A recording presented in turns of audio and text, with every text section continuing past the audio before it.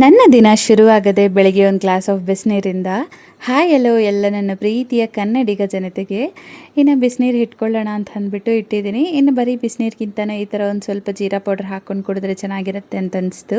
ಹಾಗಾಗಿ ಒಂದು 1/2 table spoon jeera ಪೌಡ್ರನ್ನ ಹಾಕಿ ಚೆನ್ನಾಗಿ ಕುದಿಸ್ಕೊಬಿಟ್ಟು ಇನ್ನು ನೀರು ಕುಡಿಯೋಣ ಅಂತ ಅಂದ್ಬಿಟ್ಟು ಆಚೆ ಬಂದೆ. ನನಗೆ ಈ ಥರ ಆಚೆ ಓಡಾಡ್ಕೊತಾ ನೀರು ಕುಡಿತಾ ಇದ್ದರೆ ಚೆನ್ನಾಗಿರುತ್ತೆ ಬೆಳಗ್ಗೆ ಬೆಳಿಗ್ಗೆನೇ ಅಂತ ಅನಿಸುತ್ತೆ.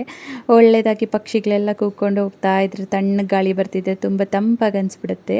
ಇನ್ನು ನೀರನ್ನ ಕುಡಿಯೋದನ್ನು ಕಂಪ್ಲೀಟ್ ಮಾಡಿ ಇನ್ನು ಒಳಗಡೆಗೆ ಬಂದು ಒಂದು ಕಡೆ ಮುದ್ದೆಗೆ, ಇನ್ನೊಂದು ಕಡೆ ಇವತ್ತು ಮೂಲಂಗಿ ಸಾರು ಮಾಡೋಣ ಅಂತ ಅಂದ್ಬಿಟ್ಟು ಬೇಳೆನ ವಾಶ್ ಮಾಡಿ ಇಟ್ಟಿದ್ದೀನಿ.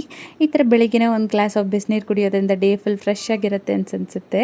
ಇನ್ನು ಅದರಲ್ಲಿಗೆ ಹಾಗೆ ನಾವು ಸ್ವಲ್ಪ ಧನಿಯಾನೋ ಇಲ್ಲಾಂದರೆ ಸ್ವಲ್ಪ ಈ ಥರ ಜೀರಾ ಪೌಡ್ರ್ ಇವನ್ನೆಲ್ಲ ಹಾಕ್ಕೊಂಡು ಕುಡಿಯೋದ್ರಿಂದ ನಮ್ಮ ಬಾಡಿನೂ ಒಳ್ಳೆಯದಾಗಿ ಡೀಟಾಕ್ಸ್ ಆಗುತ್ತೆ ಆ್ಯಂಡ್ ತುಂಬ ಹೆಲ್ದಿಯಾಗಿರುತ್ತೆ.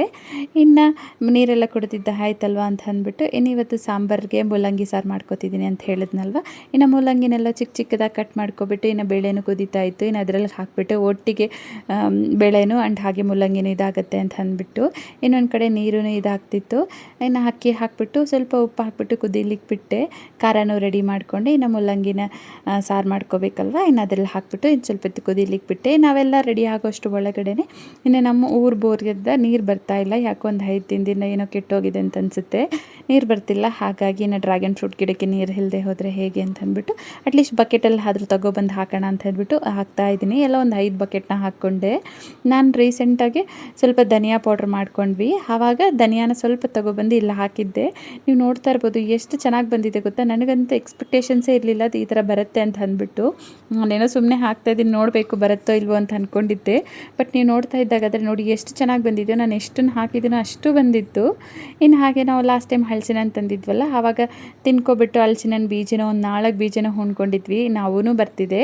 ನಾನು ಎಲ್ಲವನ್ನೂ ತೊಗೊಬಂದು ಇಲ್ಲಿ ಡ್ರ್ಯಾಗನ್ ಫ್ರೂಟ್ ಗಿಡದ ಹತ್ರನೇ ಹಾಕ್ಕೋತಾ ಇದ್ದೀನಿ. ಮತ್ತೆ ಶಿಫ್ಟ್ ಮಾಡ್ಕೋಬೋದಲ್ವಾ ಅನ್ನೋ ಥರ.